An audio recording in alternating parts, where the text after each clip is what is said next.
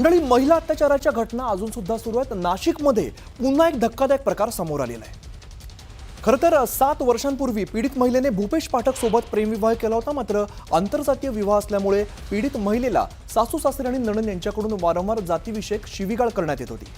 पती देखील लग्न होऊन खालच्या जातीची आहेस, घरातले विरोध करत असल्यामुळे नांदवण्यास तयार नव्हता असं सांगितलं जात होतं. मात्र पीडित महिला गर्भवती असताना नर्स असलेल्या सासूने घरातच सुनेचा गर्भपात केल्याचं समोर आलेलं आहे. या प्रकरणी पीडित महिलेने नाशिकच्या आडगाव पोलीस ठाण्यामध्ये तक्रार देत पोलिसांना सासू सुचित्रा पाठक, सासरा प्रवीण पाठक आणि नणंद स्मिता पाठक तसंच पती भूपेश पाठक या चौघांविरोधात गुन्हा दाखल केला आहे.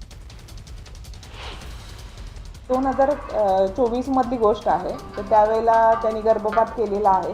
आता ह्या सगळ्या तपासात हे होतील ती म्हणते की 3 पिल्स दिल्या, एक सलाईन लावलं, तर ह्या गोष्टी आता तपासात निष्पन्न होतील. आम्ही आता तिचा म्हणजे जो PSA आहे भूपेश पाठक, त्याची आई म्हणजे त्या भूपेशची बहीण आणि भूपेशचे वडील असं 4 जणांना अरेस्ट केलेलं आहे. त्यांना 3 दिवसाचा PCR मिळालेला आहे.